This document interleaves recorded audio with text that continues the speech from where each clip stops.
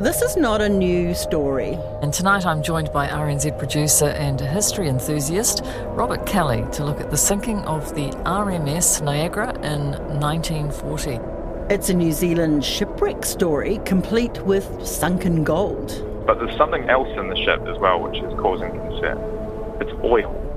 So there's still oil in the ship, and there is concern about how that seeps out. So now it's an urgent story. The Niagara is going to go at some stage. It's not a question of if, it's a question of when. And it's an increasingly frustrating one. Everybody's aware of it. Everybody wrings their hands over it. Everybody's concerned. But it's going to cost money. Kia ora, I'm Alexia Russell, and today on The Detail, the wreck of the RMS Niagara. It's sitting and corroding on the seabed off Bream Head at the northern edge of the Hauraki Gulf Marine Park. It has oil on board, possibly lots of it, way more than the Rena had. How much more? We don't know. And that's the problem, because no one is willing to pay the $1 million or so it will cost to survey the wreck. We have this sort of brooding risk, potentially catastrophic risk to the health not only of the Hauraki Gulf, but the health of our marine life and our communities that live around that area. Alex Rogers is the Executive Officer of the Hauraki Gulf Forum, which is trying to ramp up the pressure on the government to act. He's hoping for a ministerial meeting next week. The northern waters of the Hauraki Gulf are where our Brooders whales live. Those are our resident tohora, our whales. That's where the fairy tern resides, one of our most endangered birds nationally. And it is home to some of the most beautiful biodiverse marine life anywhere in the country. And the Niagara is sitting there at 120 metres depth in the northern waters of the Gulf. And it's just ticking away at the moment. Like a time bomb. It is, and this has been 83 years in the making, but we're at the period now which they call peak leak.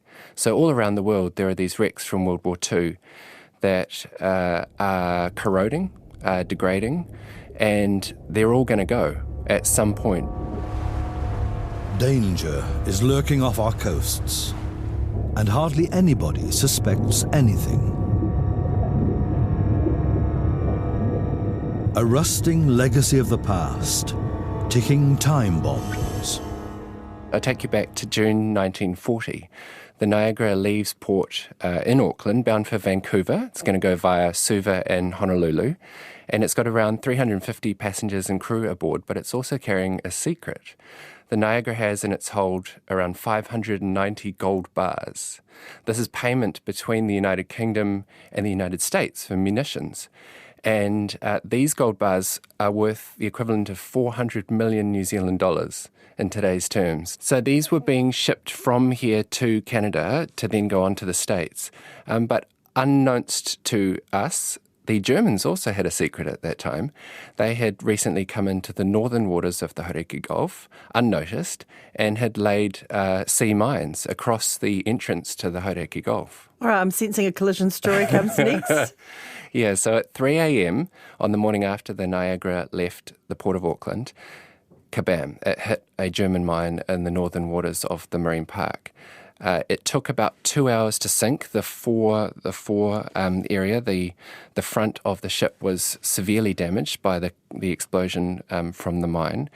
And luckily, all 350 passengers and crew got off alive. The only recorded casualty was the ship's cat, a cat called Ozzy, who apparently went down with the wreck. But everybody got off alive, but the ship and the gold contained within it sunk to the bottom of the seafloor, and there were urgent efforts thereafter to recover the gold, as you might imagine. So the year after, almost all of the gold was recovered, and then another operation about a decade later recovered all but 5 gold bars. So there are 5 gold bars down there? There are, in theory, 5 gold bars down there, and that would have a current value well in excess of $1 million.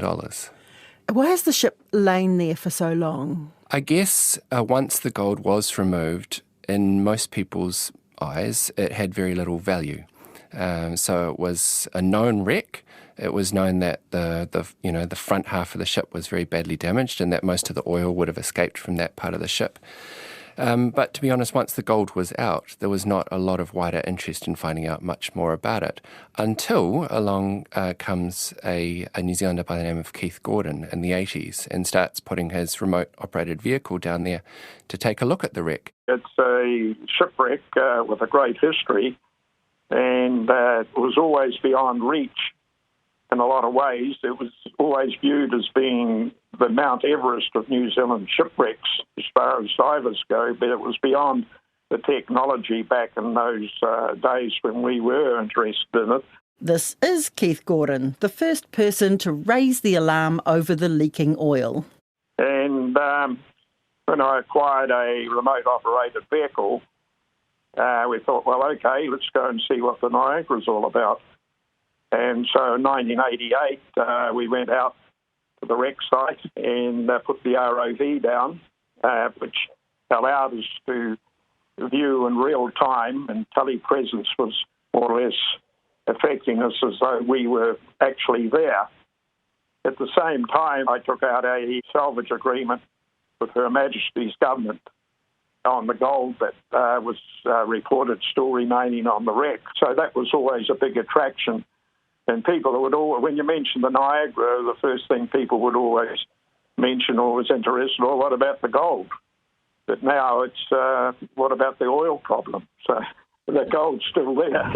Viscous drops of oil run out of the grab. The researchers call them the black tears of the sea. It was also the first ship to be certified to use oil as a fuel. It actually, when it was launched on its maiden voyage out to New Zealand, it did burn coal. But then it was converted to oil because it was far cheaper to operate on oil. And operating to the North America, they could, oil was quite easily available up there. Somewhat ironic now that oil is at the bottom of the sea and threatening to come up. The actual amount of oil that the tank's total capacity that the ship could carry was 4,324 tonnes of oil when she was fully fueled. And of course, it needed quite a lot of oil to sail that Pacific distance from Sydney through up to Vancouver.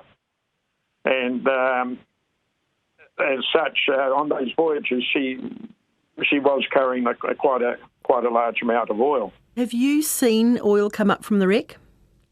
Yeah, that was during our explorations of the wreck, even way back when we were using the ROV, and even we're out there involved doing filming too, at times for like Discovery Channel and that, and oil was always coming up. And one occasion when we were based at Tutakaka, where I did live, and we would set out from Tutakaka, and one occasion we did hit an oil slick 15 kilometres long. But it was the old story, follow the oil and you'd find the wreck. So what year was this? This is in the 90s. Yes, yeah. When it first started with the ROV, it was 1988, and did write a letter to the authorities expressing our concern on, I think it would have been 1990, reporting, that we felt there was still a lot of oil there. In fact, the Herald reporter, Graham Scott, who used to follow our activities quite closely, he even made a point in his newspaper reporting at the time and articles about the danger of the oil. And over the years, there was regular reports about the danger of this oil. There was sort of headlines in the media like ticking time bomb, ecological time bomb in the Gulf. And there'd be various statements made and government replies. And in a lot of cases, there was situations like they would state, the oil is too cold. The oil would be actually solid, so there was no danger. But even in the middle of winter, the water temperature down on the wreck would be somewhere around about 12 or 14 degrees centigrade. And so it certainly wasn't freezing like they were trying to give the impression. So it's been a worry over the years. There's been a lot of different groups, ecological and and people were concerned about the birds, especially we have got some quite critical bird life out there. What this oil could do, if it erupted. But I guess if you were the government and you wanted to save money, you could say, well, you've been raising the alarm bells for 33 years now and nothing's happened. Why should we move? It probably won't happen. Well, the point is the wreck, what we found, it's laying on its side, on its port side, and it is degrading and it's biologically imploding. It's now been down there well over 80 years. Another point of interest, too, is that it was the first ship sunk by enemy action in World War II, because the Japanese weren't in the war at that stage, and the Germans came out here in secrecy and laid 228 mines across the entrance to Auckland. And so the Niagara hit the mines, and nowadays, of course, we've got big concern, especially up in the Pacific Islands, of a lot of the wartime wrecks there leaking oil. And there's a lot of investigation going on at the moment and surveys. In fact, there's some of our associate divers from Auckland here at the moment up in truck doing a survey on the Japanese fleet there. And there's a lot of concern there, whereas here we are in New Zealand, we've got the first ship sunk in the war sitting here, and nobody is even attempting to do a survey at this stage. Well, none of the authorities are. So we feel that, it is a high-risk wreck, and it is biologically imploding. It's subject to other corrosive action from the ocean. You get earthquakes out there. So the ship laying on its side is degrading. And we've seen, over the years, we've been exploring the wreck, we have seen it deteriorating, large structural parts collapsing. And in time, that ship is going to collapse. As I say, it's laying on its side. It's going to collapse in, and if this oil, as we think, is still in some of the tanks, it could be suddenly released as quite an eruption of oil. If that back half of the ship contains the oil that we think it might, it could contain up to 1,600 tonnes of oil. And it's not the petrol you get out of the service station. This is heavy furnace, slick, thick tar oil. 1,600 tonnes. 1,600 tonnes. So how much did the Rena have? So the Rena, by comparison, had 300 tonnes. Yeah. Now, the experts will say that not all of the 1,600 tonnes, if indeed there is that much, would go at once. But it does put it into comparison that the Rena, which cost $47 million just for the cleanup, not to mention the devastation for the surrounding area, is far, far smaller than the potential risk here from the Niagara. It was our worst in maritime environmental disaster. Early in the morning, the MV Rena slammed into the Astrolabe reef off Tauranga. 350 tonnes of oil leaked into the sea, blanketing the coastline in black sludge, killing marine life and native birds. What we have here is a risk where it could be low. There is a chance that all the oil has slowly seeped out over many years. We know from divers that have been down there that they see a slick of oil, like a little kind of wisp, a few centimetres long, escaping the wreck every 5 seconds or so. This is still happening right now.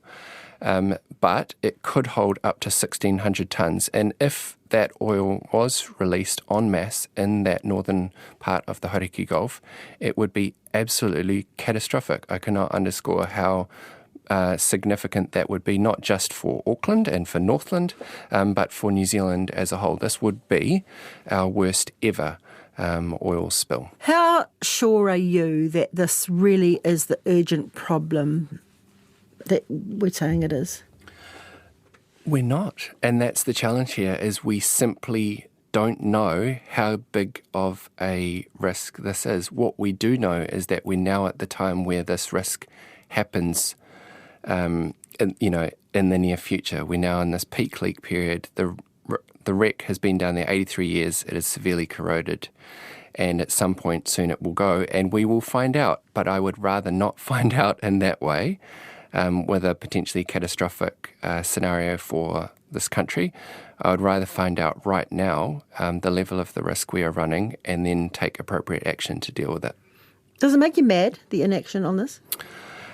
It makes me confused, to be honest, because it seems like such a simple calculation. 800,000 to $1.5 million down to avert $100 billion worth of potential risk. So for me and for the forum, it's a no-brainer to get this done. What if the worst happens? We have a big storm, something breaks. Describe to me what will happen. Who will first see it? Is it going to take shape in the form of sort of blobs appearing on beaches? So hopefully there will be early kind of detection, either from boaties who just happen to be out there. We know satellites can pick up oil on the surface of the water.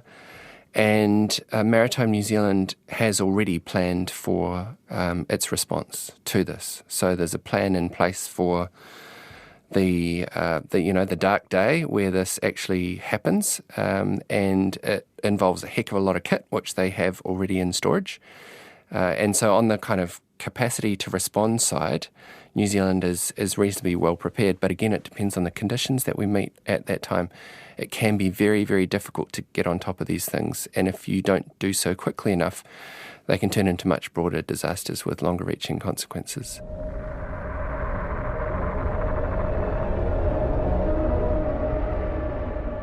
All the years you've been raising the alarm bells, then the Rena, is it frustrating that no one seems to want to do anything about it? No, all due respects of Maritime New Zealand, I know I've done a presentation to them and talked to them. They've been very concerned, and they still are very concerned. And I know they agree too that what's required is a first phase, for a risk assessment survey to be carried out to assess the structure and integrity of the hull or the wreck and the degradation that is happening around the fuel tank areas. And, just to try and assess how big the problem is. But from my understanding is, although they've put in a budget each year, the ministry has not approved it. So I know they're frustrated, no doubt, in some ways. Really, at the end of the day, it will be more or less Maritime New Zealand that will be involved with getting the survey done. But what they need is the money to do it. I mean, the technology's there, and even more so now than just a few years ago. There's been a range of looks, I guess, at the wreck over time, both from remote-operated vehicles, submersibles, and also divers that have gone down. And they've had a look around as much as they can, but they have not yet got to the point where they have a full map of the wreck or indeed full imaging, sort of 360 imaging, particularly of the rear of the wreck, which is what we really need. So at this stage, we still have very limited information on the thickness of the steel, the corrosion, and also we're now seeing increased climate change impacting the marine park and our marine environment, so more movement, and also warming waters as well. Okay, what does the Hauraki Gulf Forum want done? We want to understand the full extent of the risk that we're facing here so that we can take smart decisions about what to do about that risk. So the first step is that we need a full survey, a non-invasive survey of the wreck.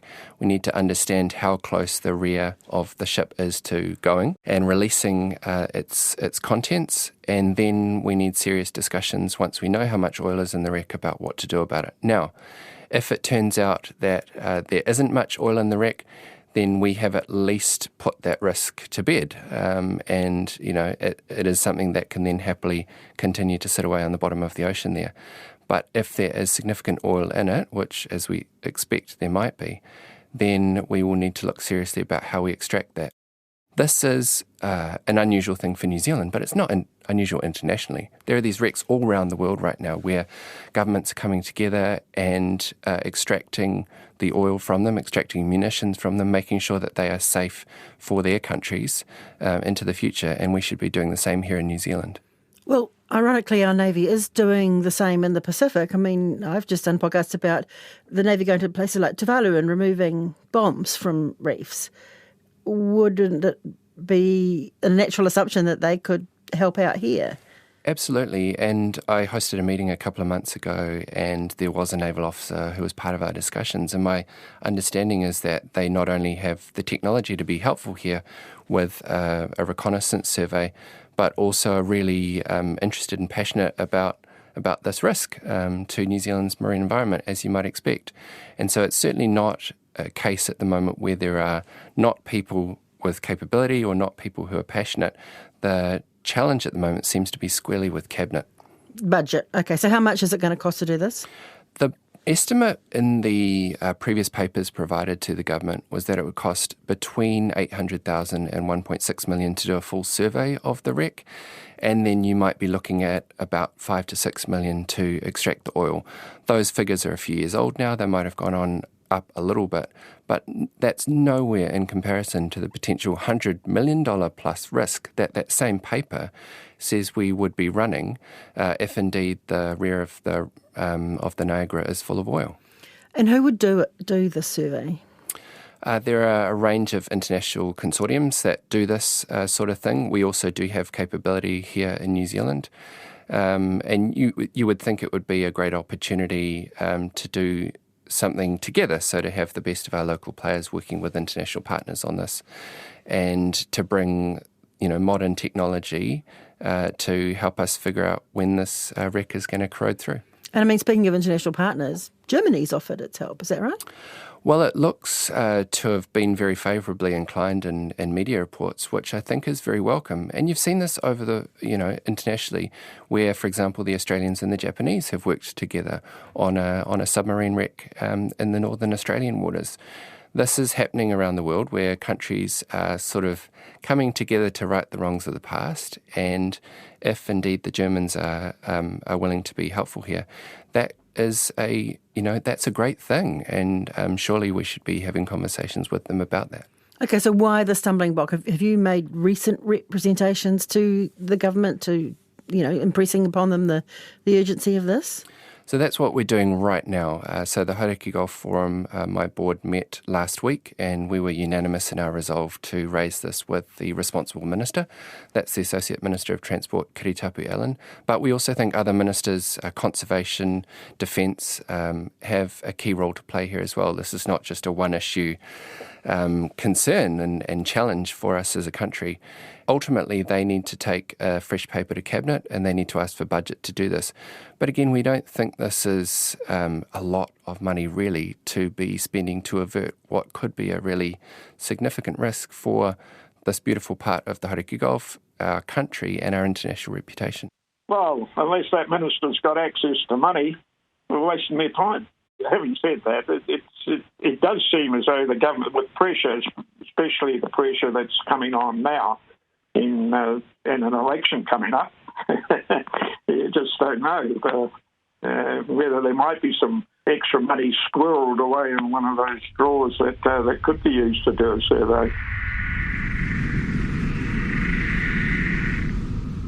That's it for today. I'm Alexia Russell. The Detail is supported by the Public Interest Journalism Fund. Today's episode was engineered by William Saunders. Our producers are Sarah Robson and Bonnie Harrison. Thanks to Alex Rogers and Keith Gordon. Ka kite anō.